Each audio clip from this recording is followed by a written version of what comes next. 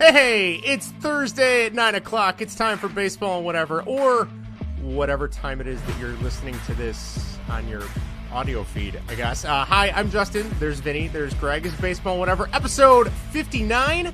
Today we are going to talk baseball and I believe it's Generation 6 of the video game consoles. We're going to talk favorite PS2, GameCube, and original Xbox games, in addition to plenty of Cubs, crap, White Sox. I don't know. Greg, what's your White Sox temperature right now?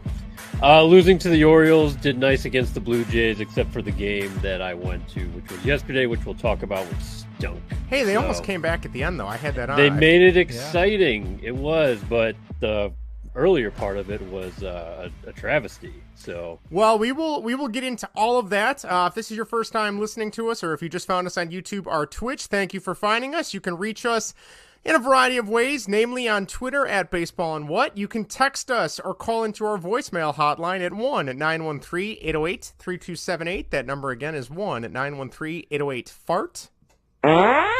You can also shoot us an email at baseballandwhatever@gmail.com or our fancy podcast network email at baseballandwhateverpodcast@bellyupsports.com. You can find us on all your podcast apps of choice, youtube.com/baseballandwhatever, and now twitch.tv/baseballandwhatever. Don't forget also facebook.com/baseballandwhatever. But anyway, if you also have never talked to us, never listened to us, never downloaded us before, we primarily talk baseball and sports for the first half of the show. And then the second half, we pick a random topic, and sometimes we make top 5 lists because making lists are fun, I guess. I don't know. Oh, they are fun. Yeah. All right. Difficult. Well, there you go. This one was really difficult, so we'll get into the video game talk probably in about an hour, typically is what it takes for us. But before we get started, we like to recap famous numbers of the episode we are on. We are on episode 59, so let's talk famous 59s. I will be honest, I don't have a single one for any Chicago team. I think this is going to be very, very short. I have 3 players total for the whole thing. I guess I can start with the White Sox. I don't know if you guys know who Kyle Crick is. No, but he's on the team now, and he's like one of these guys that are just on the bus. He's back to Charlotte, back and forth. He's just terrible. He just needs to go away. Bullpen arm? What's that? Yeah, he's a bullpen guy. Bullpener. Stinks. I think he's on the roster right now. He's probably pitching right now. No, I don't know who is, but Sox are losing. Yeah, he's bad. He's no fun, so who cares about him? 59. But yeah, for the Cubs, that's it I have for the White Sox. I don't know. I can't imagine that list being very long. We got Zebby Zavala. Oh, okay. He's 44 2019. now. I guess he wore 59 when he came up 2019, 2020, wherever. John Snyder. No. That sounds familiar. Uncle Snyder? to Zack Snyder. Maybe. Made a heck of a movie, Right I can tell you that much.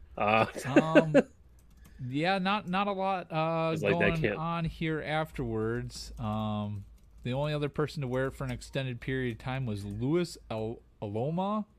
Aloma, Aloma, Yeah. from 1950 to 1952. He's not a significking player in White Sox history. Never heard of him. Moving on. I already forgot his name. I'm not even going back to say it. Nope.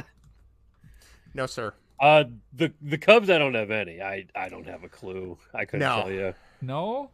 None. No? Nobody? Nobody. I mean, Greg, I don't expect you, but Justin?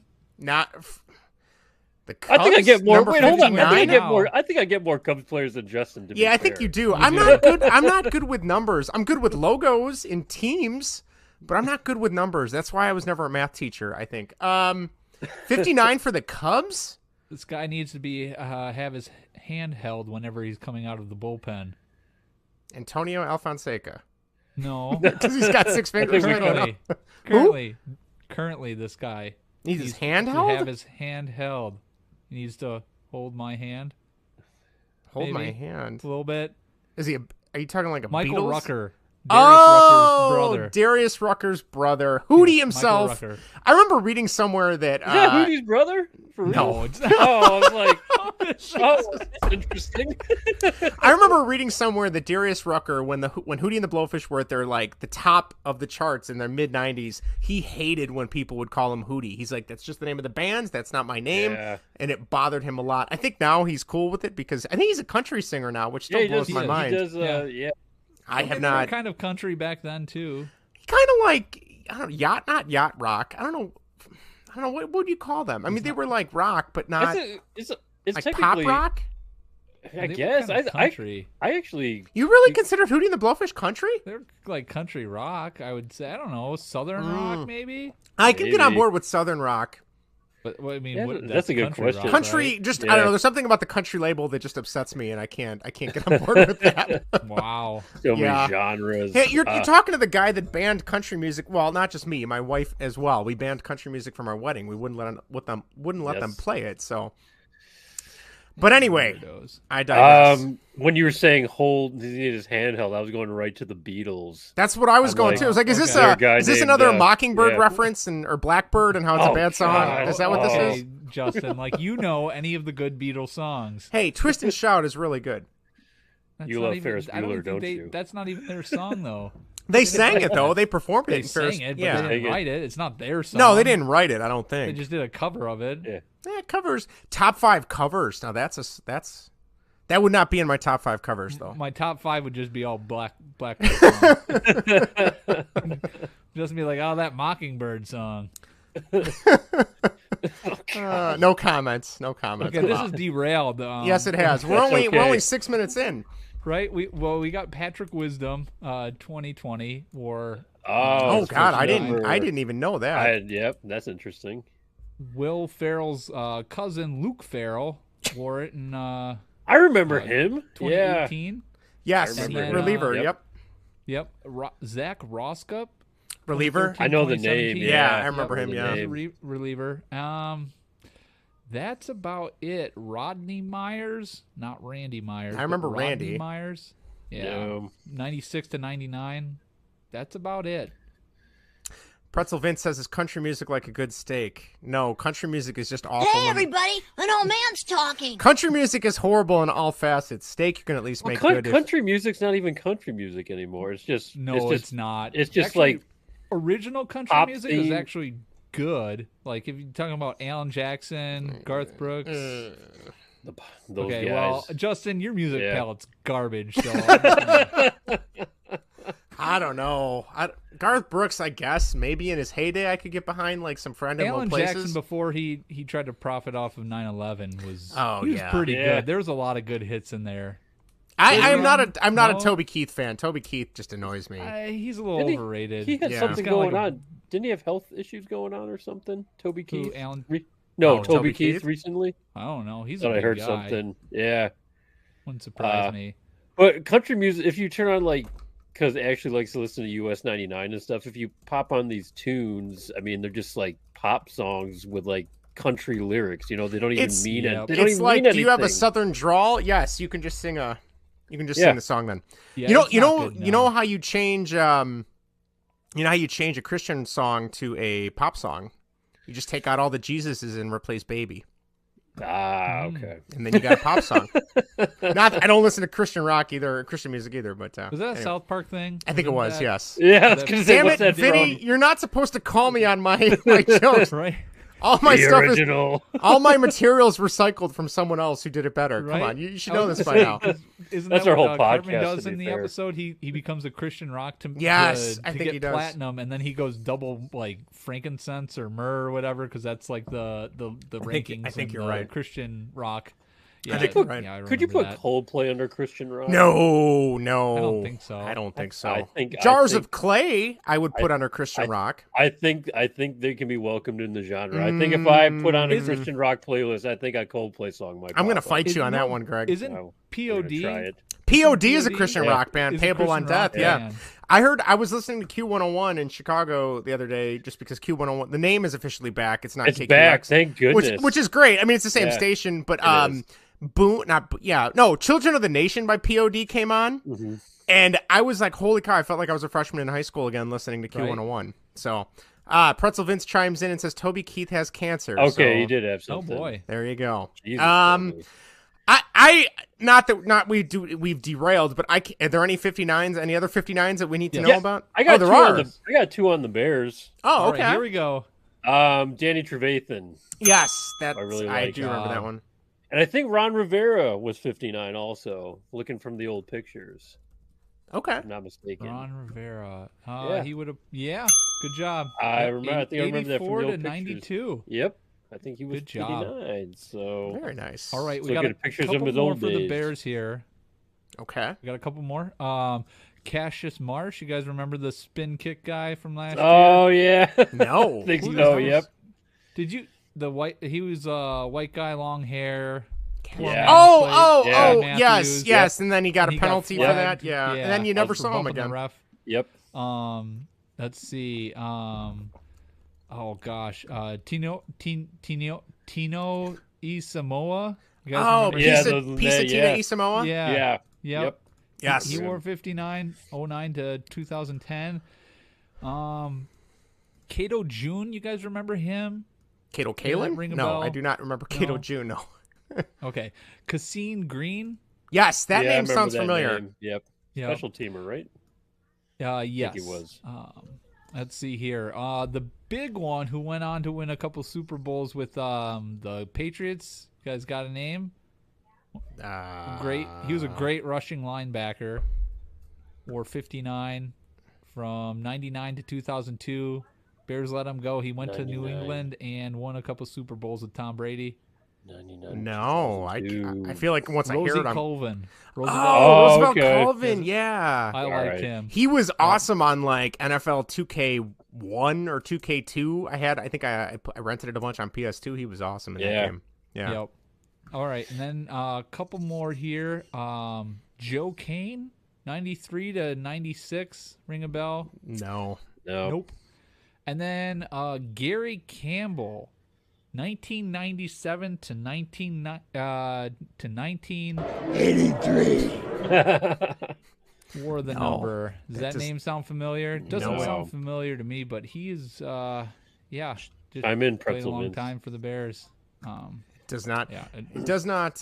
Pretzel Vince in the chat said you hesitated with Chico. Is there a Chico that we missed out on? For Ron Rivera. Oh, Ron Rivera. That's right. Yeah, That's Yeah, his I nickname. did double check the number. Well, he wasn't like a No, he star with the no, he wasn't. No, he didn't Bears. get that. Probably much better playing now time, for I his. don't He's think. probably more Probably popular better with as a his coach, coaching, right? yeah. But I remember Yeah. seeing old pictures. I'm pretty sure he wore 59. We had that old 85 Bears team photo of my house, and I would say, "Oh, there's Ron Rivera." So There you go.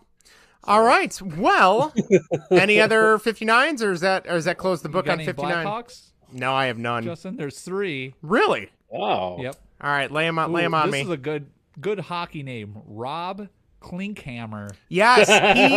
That's right. He was a Blackhawk probably like 2013, 2014, maybe No. 2012, No, 2017, no. 2008. Oh, I don't know. 2011. You were Oh, close. I with was the so first close. guess. I thought can you tell went to you- 2012. He then got traded to they were the Phoenix Coyotes. Now they're Arizona Coyotes. But then he went there and played for a while. He wasn't bad. He wasn't good either, but he was mediocre. He was fine. Yeah. And then Travis Moen. Yes, I remember him. I don't think he 2004? really did a whole lot. And then I think he got traded to the Ducks, or they got him from the Ducks, I want to say. That's about all I know And then- about him. Okay, yeah, he didn't stay Yeah, there long. didn't do Only stay one long. year. And then Sergey Krivo Krasov? There we go. There you go. Yep. Sergei Krivo Krasov. Yes, he was pretty cool. He was like in the mid 90s. He was really big. He scored a really important goal, I want to say in 96 against the Avalanche.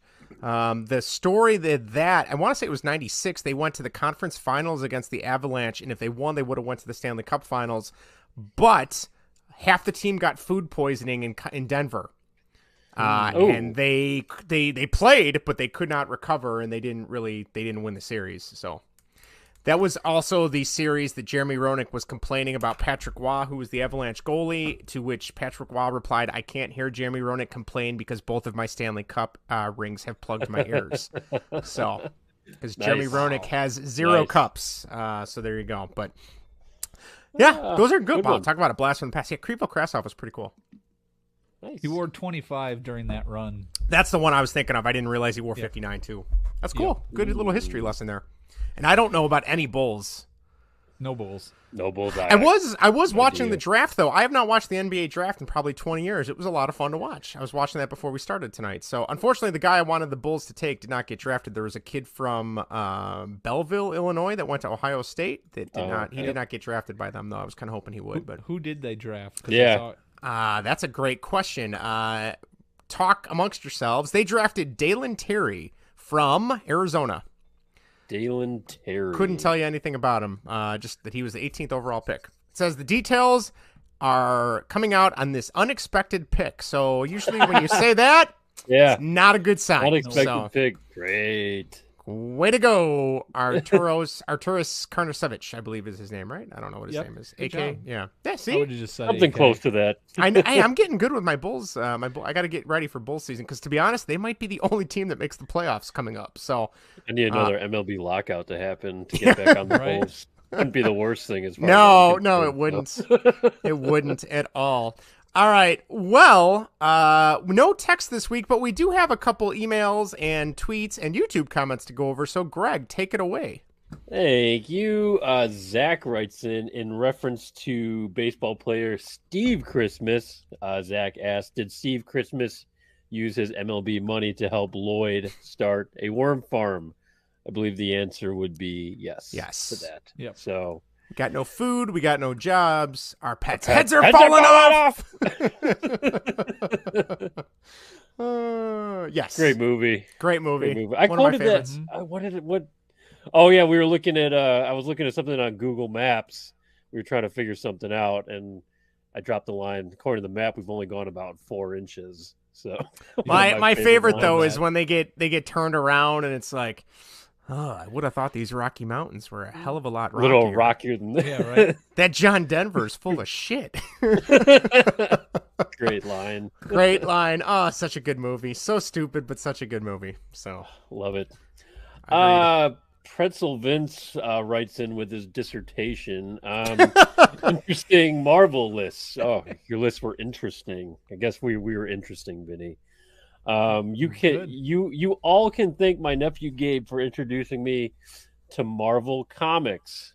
I think technically MCU because he didn't read the movies. Comics, just more the movies. So. Although the thought of your dad reading Marvel comics just kind of makes me chuckle. That would be awesome. I'm not gonna lie. That would be awesome. There's a little World War II in there or something. Yeah, Captain America.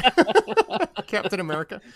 There you go. And then he goes, OMG, I was so glad that I was traveling from Bartlett and missed the show. Justin, medium well for a steak? Hey, it's better than my dad. That's all I'm going to say. He would say medium well for a steak. Greg was correct. Get an aged steak and have it cooked medium rare.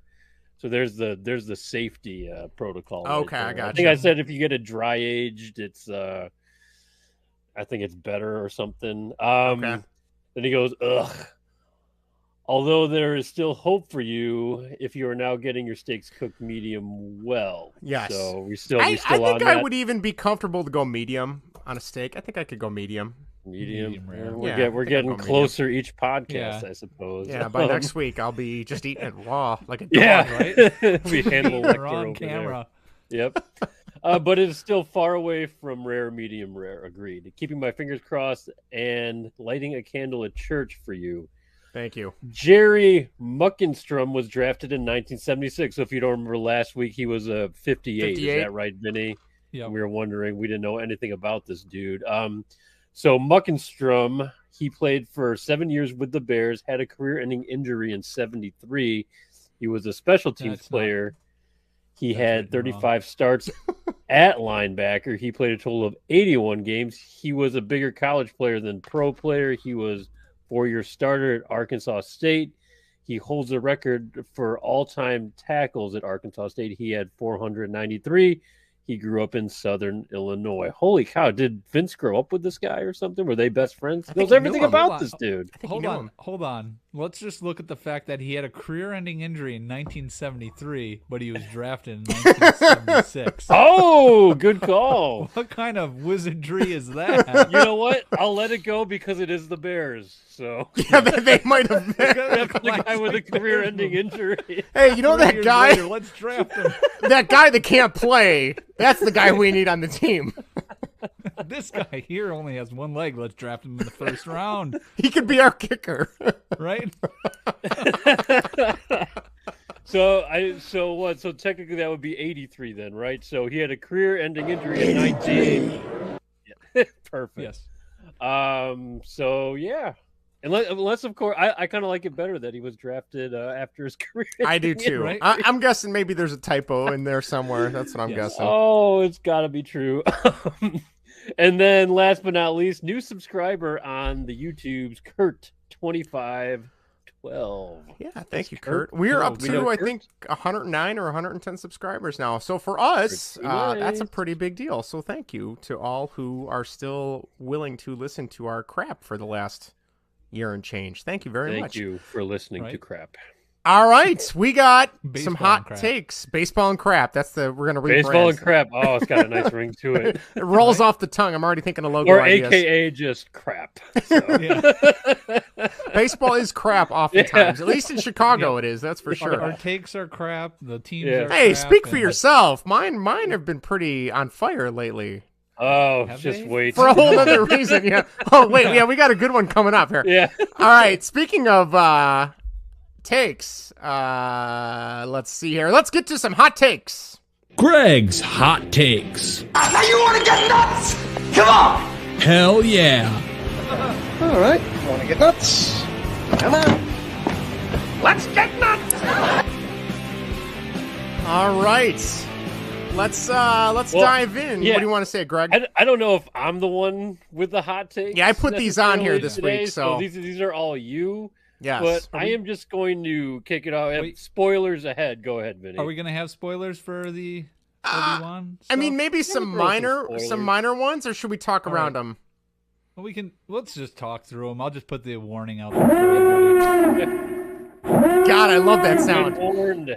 All right, talk about a good Star Wars warning for spoilers. Let me just say before we kick this off that the Yes. Obi-Wan Kenobi, I guess 6-part series finale aired yesterday. Very good. I've watched it 3 times and I fucking love it. I think it is amazing, classic, awesome Star Wars. Thank you very much. Vinny, how do you just first reaction to it, or how do you feel? It was absolutely phenomenal. I think you said everything that could be said about it. But yeah, I loved everything about that. I mean, it was perfect how it tied everything together. And I know Justin has some hot takes on the ending. I still liked it. Don't get me wrong. First gripes about it, but I've seen a lot of negative about it, and I don't get it. I would agree with either. that. Yeah, I would agree with that. You know, I was talking with my buddy Dr. Mantis, and he was saying that the character arcs weren't good enough, and they were relying too much on nostalgia. I don't get what kind of character arcs people were looking, and he wasn't the only one. There were other people that are saying that they, had character arc issues, and I'm like, what kind of character arcs were you looking for with Leia and Luke? And Obi-Wan did have a character arc because it started off with him being upset about how things ended at episode 3, how things ended there. And he's going through this turmoil about, kind of letting Anakin down and letting him go to the dark side. And he kind of resolves that whole thing. So yes, he does. Arc. Yeah. And it doesn't, I don't know how big of an arc people were like. There's even an arc for Vader, could argue. No, and I mean, it's such a simple line, but the fact when they're fighting at the end, and I wish they would say what planet that was, because I thought that was kind of cool that they literally just went to a abandoned planet to fight. Yeah. But the line about, you didn't kill Anakin, I did, and that's Vader speaking. I'm like, okay, well, he just got his closure. He doesn't blame Obi-Wan. It's just he's been so warped now working for the Empire and the Emperor and being a Sith Lord and all that stuff. I thought that was great. okay, even that fight, I get Vader, he's hurting because he's got a bunch of shit kicked off of him and cut off of him, and he cuts his mask in half. But, like, it seems kind of out of character for him not to still go after him and just kind of let Obi-Wan fly away, number one. And then number two, where the hell's the rest of the Star Destroyer and the TIE Fighters? Like, why didn't they chase him down? Why would they just leave him to fly away? Vader's on the planet. I know, but for Vader's orders. Okay, so you think Vader's orders were, I will deal with him myself. I will. Yeah, I guess because the Grand Inquisitor. Yeah, that's okay. He I guess you're right. He sent the Inquisitor away. He's like, go find the others or something. Well, that makes sense. I'll give you that one then. And Justin, the reason he didn't fight is because he was barely breathe. Remember, he's a robot, pretty much. That's true. So, yeah. The one thing, and so here's the one Easter egg that I saw online today that I didn't even think about. But if you notice, the part where his helmet gets slashed off, cut off, whatever you want to call it, that is where in Jedi he's got the huge scar. So they kind of tied that together when he takes his helmet off at Jedi. Yeah, nice. I missed that. I never even thought about that. And I thought Hayden Christensen did an excellent job when they were like going back and forth between Hayden Christensen's voice and James Earl Jones's voice. That sound mixing was unbelievable. Was excellent. Right.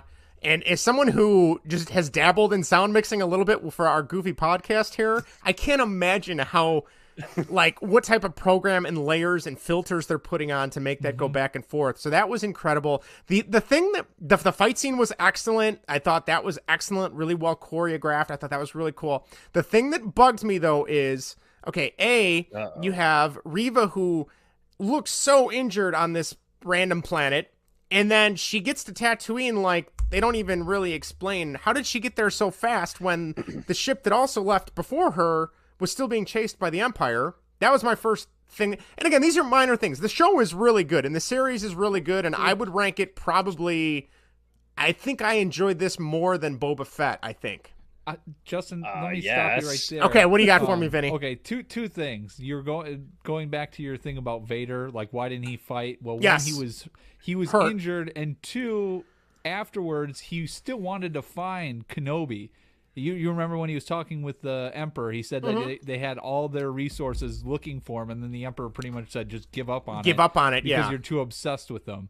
So that was his thinking at the time, like, I'm going to find you. Yes, I'm going to get you. Run, that makes but sense. You can't hide type of thing. That makes sense. And then going back to Reva, she took a ship down there. Yes. I'm guessing they probably left her ship. They left her for dead. They left her for dead. Yeah, everything was but down there. Yeah, that makes sense. Ship there that she probably took and did hyperdrive to Tatooine. To get there. So the only other thing, and I don't even think it's necessarily a bad thing, but it's only something that I'm like not worried, but like going forward is like in the older movies, you got hit with a lightsaber. In the original, you disappeared, which made no freaking sense. But that's I know that's the Force and Obi-Wan. I know we don't need to get into that. The path to immortality. Yes, which I think is, if they do a series 2 or season 2, that's what that's all going to be about. It's literally the last shot of the movie, or the scene, It's the journey. But where was I going with this? I just lost my train of thought now. Lightsaber damage. Oh yeah, and so but now they're showing the Inquisitor survived his lightsaber stabbing. Reva survived her lightsaber stabbing. I didn't like that.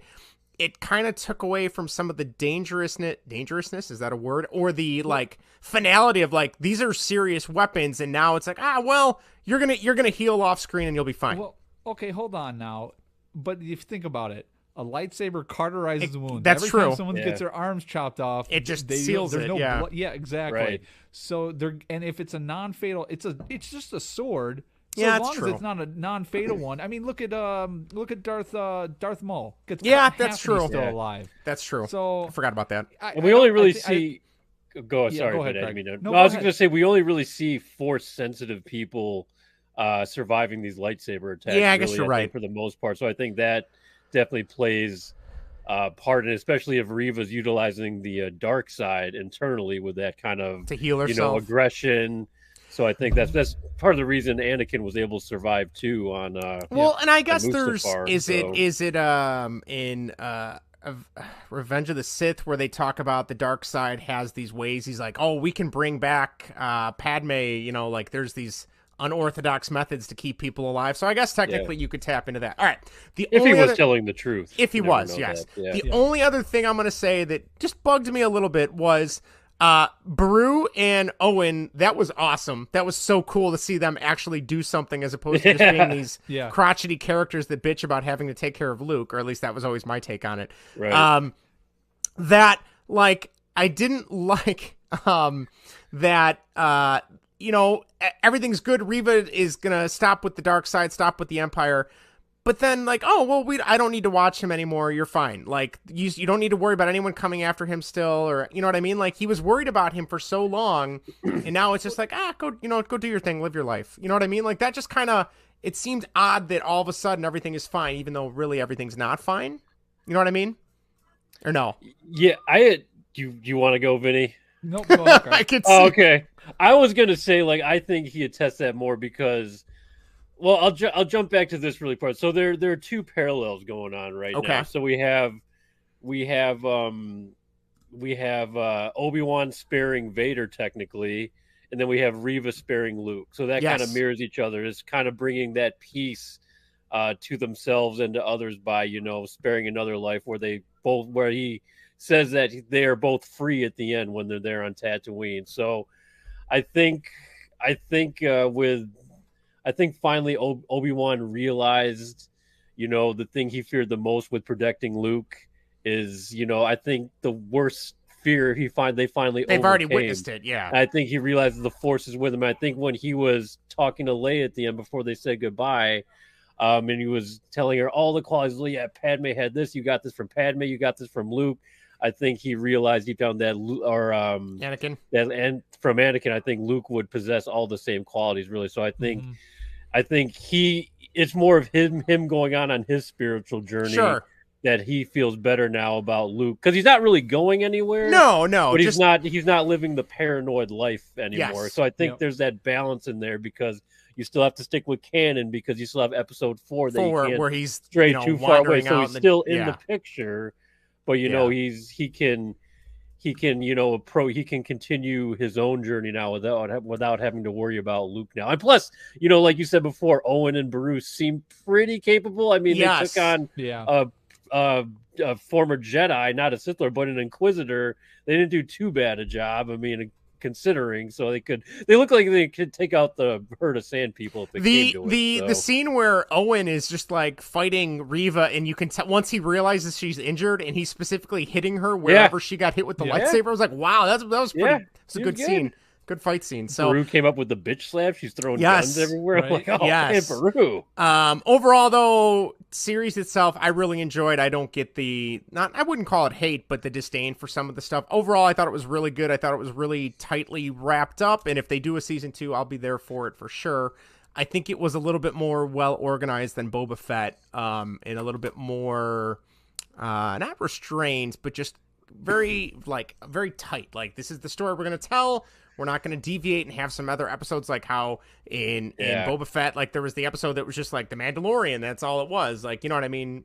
Right. Overall, I thought it was really good though. So minus those little qualms, which you guys have made me understand them a little bit better, I will admit. So one thing I would have changed actually in this last one, and it's not really the problem with the last episode.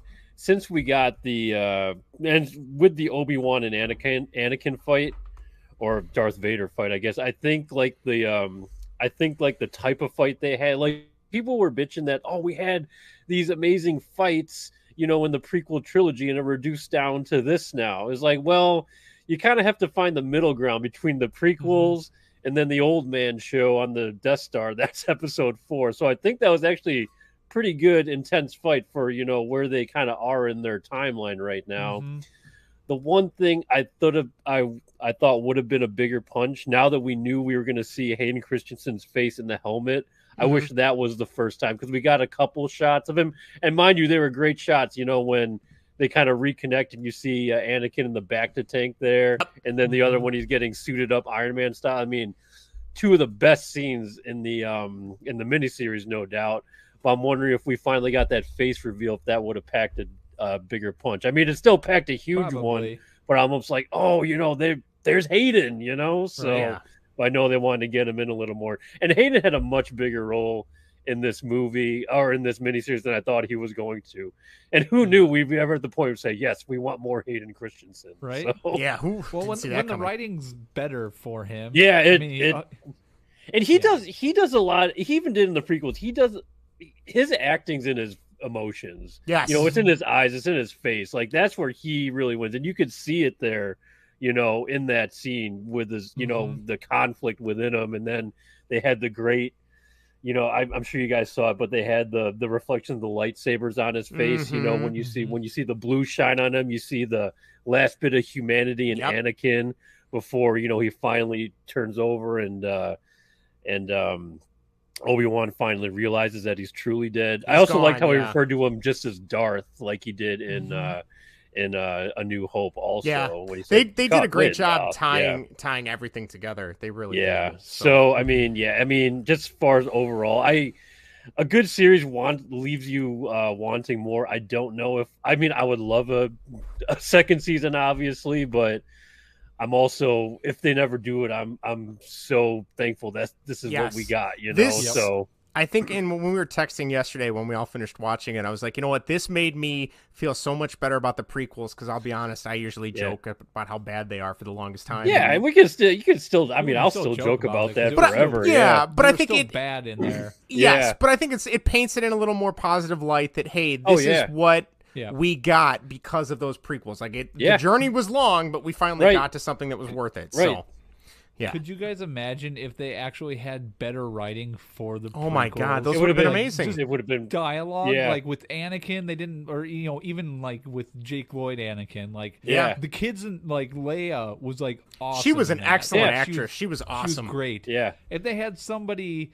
Or just lines that were better for him. They weren't. Totally. This is pod race. Nothing cornball. Yeah. That was so bad. Good dialogue from him. Are you an angel? Get out of here. Shut up. No, I'm gonna date you. Shut up, even though you're 10 years younger than me. Exactly. All right. Well. We got the Andor series coming up. I think Ahsoka is next year, and then for both of them. Mandalorian, I think, is February of next year. So, is Reva gonna be in Andor? That's a good question. I don't know. I saw something that she might be in there. I can't remember the name of the character, but the guy that was the pilot for that escape shuttle, Roken's gonna have. He's got to have something. Little Ice building Cube, him up. Yeah. Is that really Ice Cube's son? That's Ice Cube's son. Yeah, no way. Jackson Jr. Yeah. Wow, that's pretty cool. Yeah. We got a line from Zach here. Dr. Toboggan says Obi-Wan was great, but I struggled connecting to the Reva storyline. Just was not emotionally invested in her.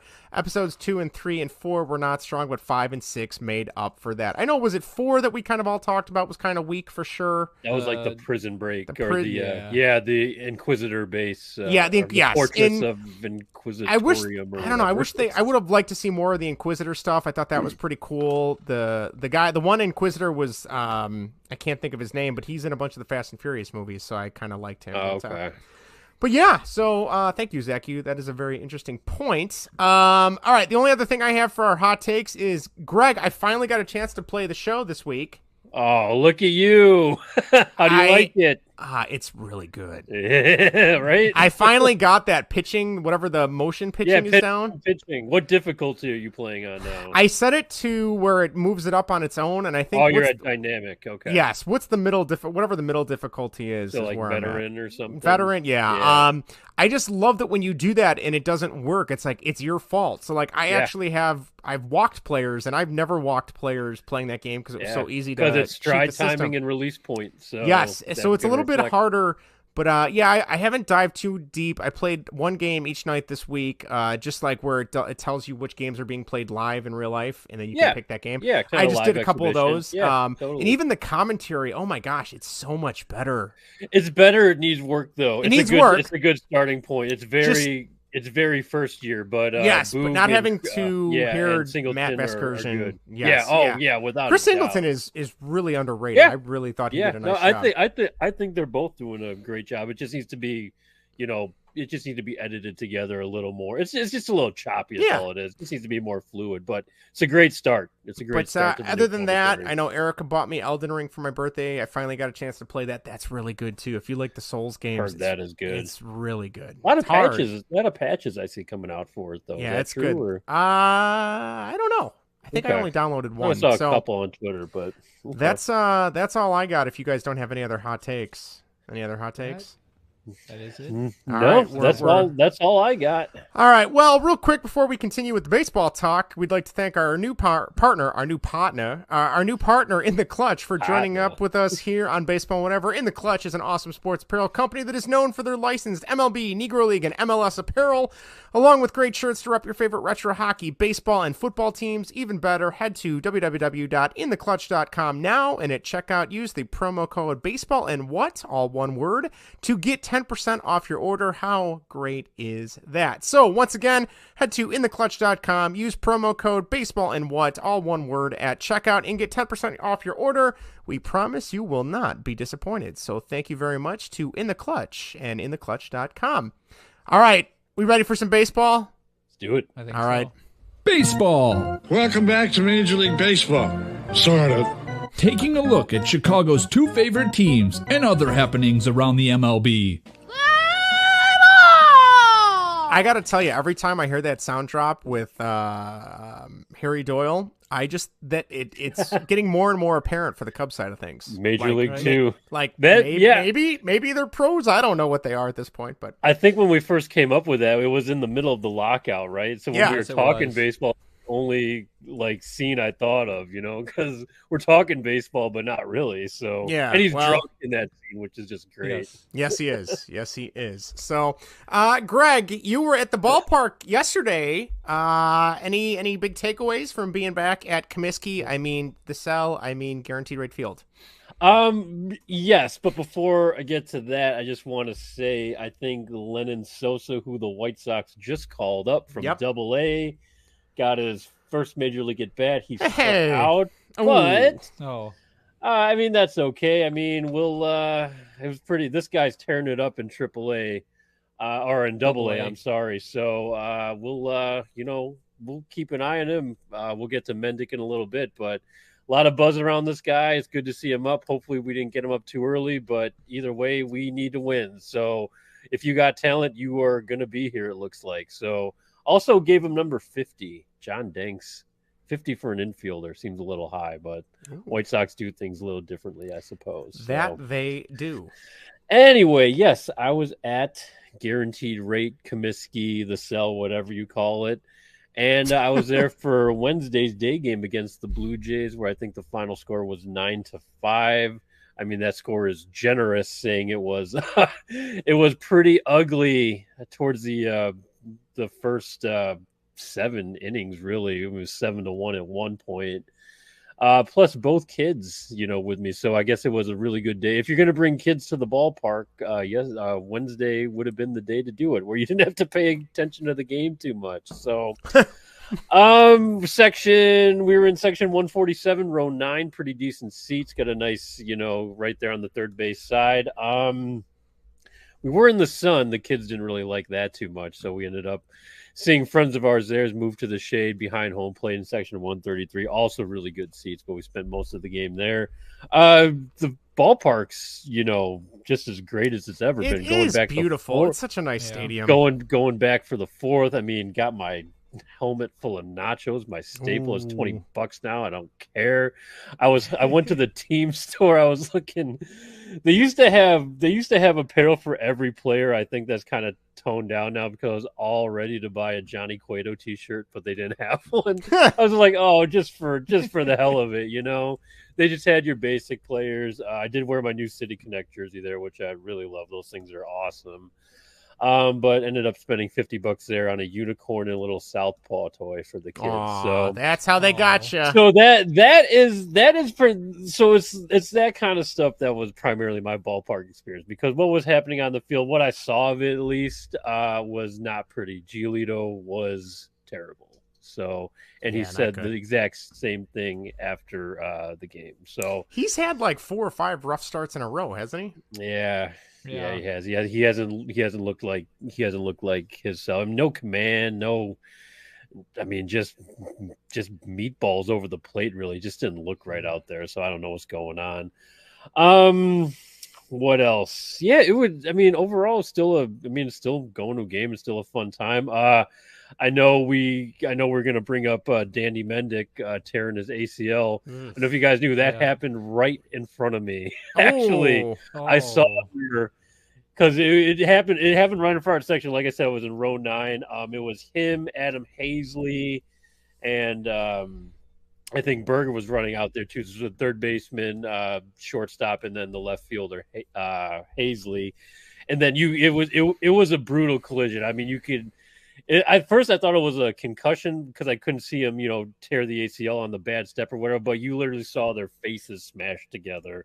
Kind of like so slow-mo when you see the. I mean, that's what it looked like.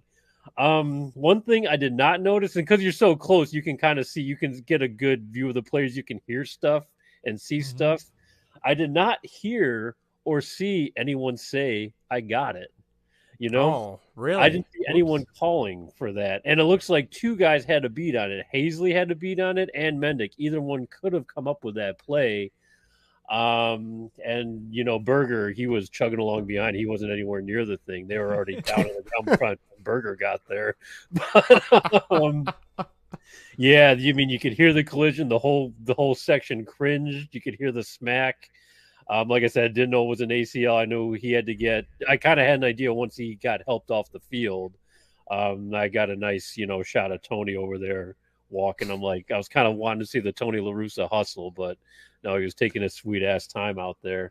He wasn't doing the run. Yeah, what the hell? Right? No, he wasn't. But that getting back to the calling the fly ball, fundamental baseball.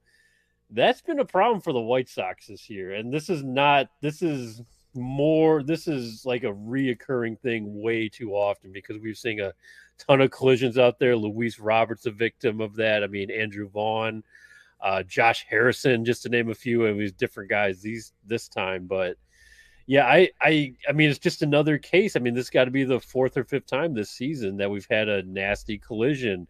Not all of them is turned. I mean, this is probably the most brutal one of them all, obviously, ended with a injury like that. But I mean, come on, what are we doing out there? I mean, you could clearly see no one's saying I got just 2 guys running after the ball. You could hear fans saying, "Call it, call it." No, they just next thing you know, they're just down on the ground, smashed into each other. So, yeah, I don't know. That was not pretty to see, and I don't want to, I mean, just basic stuff like that mixed in with just a terrible performance overall. They made it interesting there in the 8th, but I mean, just wasn't enough. I mean, by the end it was left up to Leora, and we all knew how that was going to end. Yeah.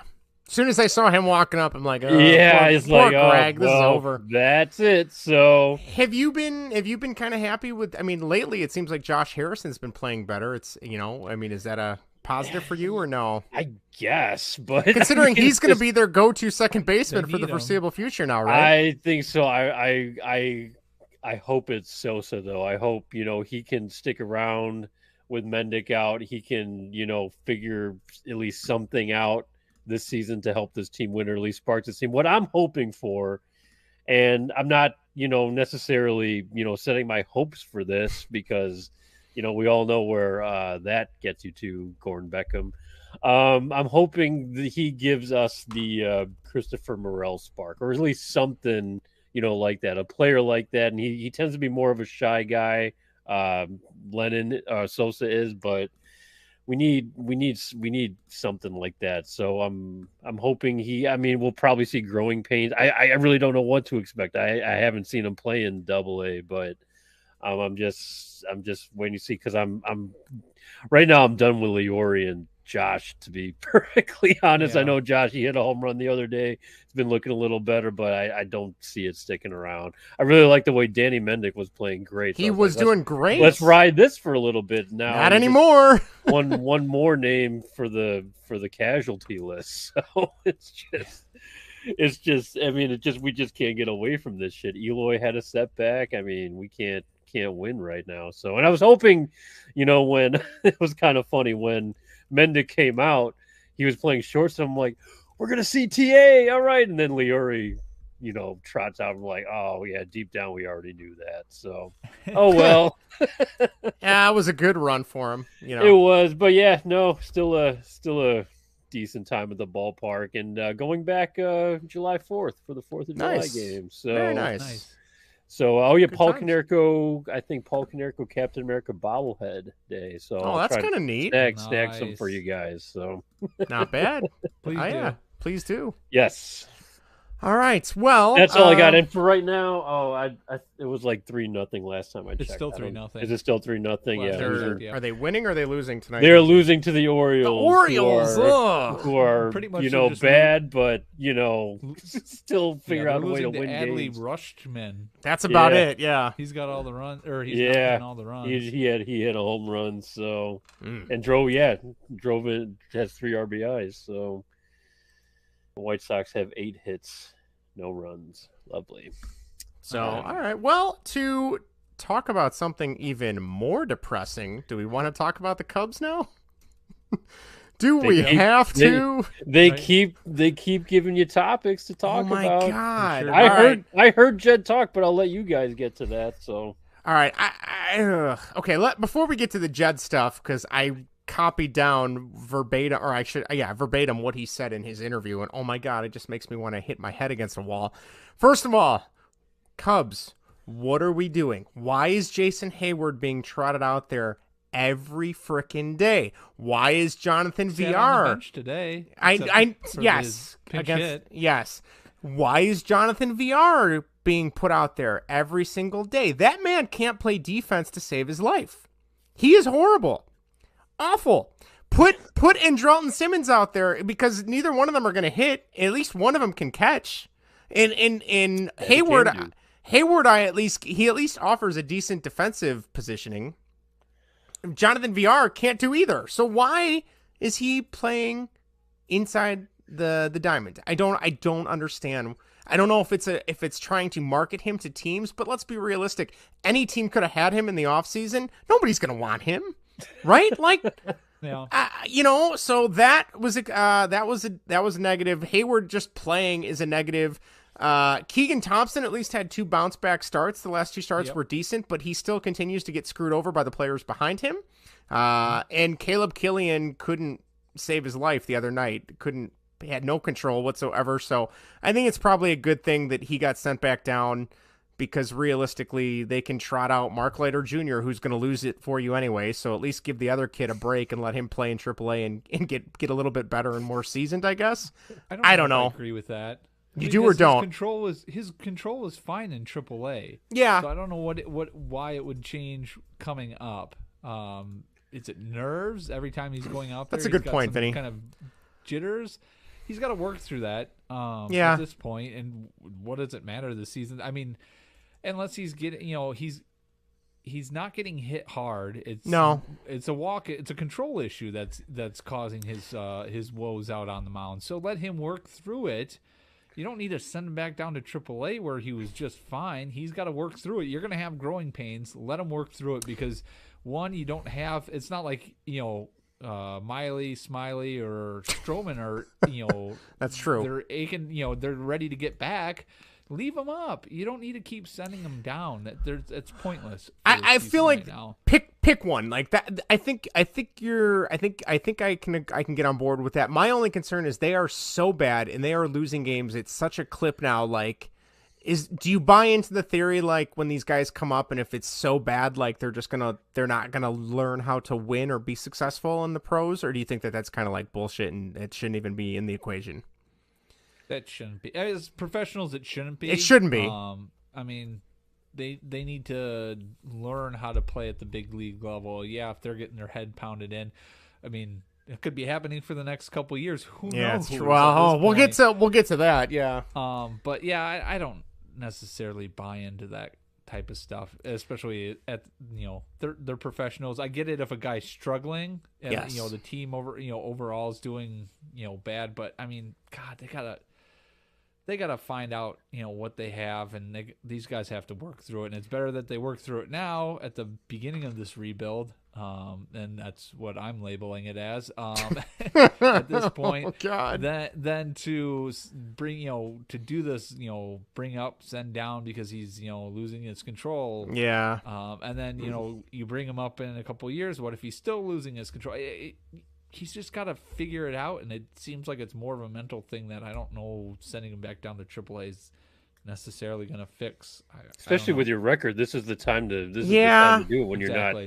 Because if you're pressing right now, you shouldn't be. Like you have nothing to play. I mean, if you're just trying to play for your job right now, that's different. But I mean, get Jan Gomes to step up or something. He's a veteran, catcher. He should be. Yep. I mean, this is what he's supposed to be doing right now, is giving these talk guys to these confidence guys, and stuff like that. That's his whole purpose right now, pretty much. So I'll put some of that on him too. But yeah, sending him down. I mean, it's different if you're competitive and he's killing it for you. Liability, then you don't really have time to worry about development or anything like that at that point. But I mean, I would much rather see him than Mark Leiter Jr. I'm sorry. I'm sure he's a very nice man, but Mark Leiter Jr. Why? Which trade? I don't even know where they came. Oh, Killian was in the Bryant trade. He was in the Bryant trade. Yeah. That's right. Okay. So, we'll see. But all right, do we want to talk about Jed Hoyer? Sure. Okay, here we go. So, all right, so here's some of the quotes from Jed Hoyer. I'm starting to think maybe he's really not as good at his job as we all thought he was. Well, we'll get to that in a second. All right, here we go. This is verbatim. This is Jed Hoyer. He was interviewed on ESPN 1000 in Chicago here with Cap and Jay Hood, and they were asking him about the moves of trading the core and what the Cubs are going to be doing. Here we go. I quote him. He says, "Thinking back on it, should we have made some of those moves earlier in reference to trading Bryant, Baez, the core, Rizzo, all that?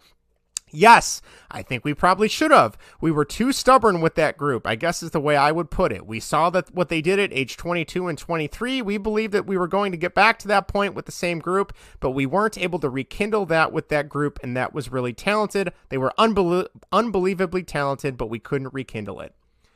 No shit. Like after 2018, you could tell that they were gone. It wasn't going to happen for them. I don't know why they waited so long, which I guess hindsight's 2020. My favorite part of his quote, though, and then we can talk all about this, and I know Pretzel Vince has a couple good quotes in the chat we can get to in a second, too. He said, "Our focus now is to build another great core." What are you talking about, Jed Hoyer? No, that wasn't him. That was me. If you recall, Bleacher Nation wrote an article last year. The Cubs made it very clear that they were not looking to create windows with cores anymore. They were only they didn't want to do that where there was only time to compete is when you've got a core of young talent arriving at the same time. They don't want to do that anymore. That was last year. And they said, and where that is the only time you can justify big expenditures in free agency and a trade. The whole point was supposed to be smoothing into a new normal where there might be up years and down years, but theoretically every year is a competitive year like many other organizations that have much fewer resources to pull that off. So now we have totally switched gears. We've gotten off that ramp and got onto another ramp where now we're building another core again. And now he keeps saying, well, when the time's right, we'll have money to spend. But last year you told us we were going to be competitive. This whole thing was to be competitive for a serious time in the future that is now completely fallen by the wayside. And I would argue that we're going to be shitty next year and probably the year after that if we're looking for this new core, because let's be realistic. Pete Crow Armstrong is not coming up anytime soon. Honestly, the way they handle some of these guys, I don't even know if they're going to be any good because they come up, they do pretty well, and then they suck. So, Vinny, walk me back from the ledge. Do something. I don't know. Can I just push you at this point? It would end my misery. It would end my misery. Well, Jesus. Okay, going back to his quotes about thinking about moving on from them earlier. But the thing is, they believe that so much. And we were, that was what we were force-fed as fans. This is a great core. And, I was looking at it and thinking about it. people are upset that they didn't spend, people hammer that drum. They didn't spend enough. They didn't supplement pieces. Well, okay, let's look at what their projected lineup was during, 17 and 18, 19, Schwarber, left field. Almora should have been center field leadoff. Hayward in right field. Third base Bryant, shortstop Baez, Russell, second base Baez or Russell, wherever they stood. First base Rizzo, catcher Contreras. They had all the you didn't need to spend money in their mind set. Yeah. They didn't need to, they could have gotten some bench players, which is what they got. But you had Zobrist was still on the team playing the multi-position super role. Utility, yeah, exactly. They didn't need anybody. Then you had the Russell crap that came up in 2018 that just derailed the entire thing. You had Almora throw it or hit forgetting how to play. Pitch, oh yeah, well yeah, after that, yeah, that it seemed like derailed him, and then he also couldn't hold on. Or was it no? Russell couldn't hold on to his bat either. That was his big thing. Oh right? God, that used to drive me freaking insane. Yeah. Alrighty, guys, that does it for this hour-long segment of Baseball and Whatever. If you enjoyed what you were listening to and would like to check out the second half of our show, which is our Whatever segment, where we talk about sometimes other sports, video games, movies, TV, Bond, Star Wars, video games, I don't know, anything else we're interested in. A lot of top 5 lists. Be sure to search on YouTube, search Baseball and Whatever. Feel free to throw a subscribe our way. We would love that. You can also find us on your podcast app of choice by just searching Baseball and Whatever. We are on all the major ones as well as all the minor ones. That's how we roll around here. And if you want to reach us, you can tweet us at Baseball and What. You can check us out on Facebook at facebook.com/baseball and whatever. You can also email us at baseballandwhatever@gmail.com or baseballandwhateverpodcast@bellyupsports.com. And probably the easiest, most fun way to get hold of us is our text line / voicemail line, which is 913-808-3278. That number again is 913-808-HEART. There you go. Vinny, you got anything to add? Nope, I am good. You're good. You're all cleaned out. That's excellent. Good to hear. And Greg, what do you want to add? I got nothing. I had a lot of fun with you guys, and we should do that sometime. Sounds great. Let's do it.